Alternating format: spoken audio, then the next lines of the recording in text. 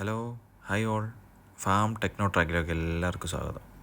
ഇന്നിപ്പോൾ നമ്മൾ വന്നേക്കുന്നത് നമ്മുടെ കക്കാടംപൊയിലെ ഫാമിലോട്ട് കുറച്ച് മരത്തൈകളും ചെടിത്തൈകളും കുറേയധികം മരങ്ങളും ഒക്കെ എടുക്കാൻ വേണ്ടിയിട്ടാണ് വന്നേക്കുന്നത്.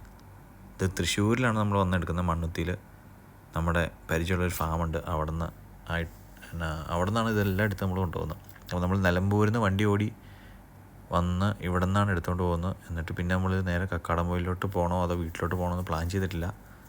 അപ്പോൾ ഇത് ഏകദേശം ഒരു 300ഓളം തൈകൾ നമ്മൾ കൊണ്ടുപോകാൻ വേണ്ടി പ്ലാൻ ചെയ്തേക്കുന്നുണ്ട്.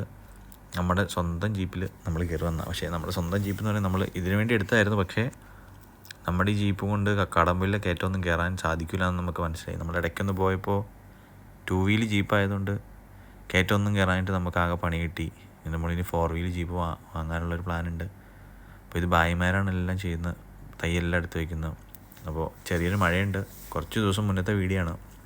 അപ്പോൾ ഈ ടൈമിൽ മരങ്ങളൊക്കെ വയ്ക്കുകയാണെങ്കിൽ അത്യാവശ്യം തളുത്ത് കയറുന്നല്ലോ എന്നുള്ള രീതിയിലാണ് നമ്മൾ ഈ ടൈമിലങ്ങ് മരം വയ്ക്കാമെന്ന് പ്ലാൻ ചെയ്തേക്കുന്നത്.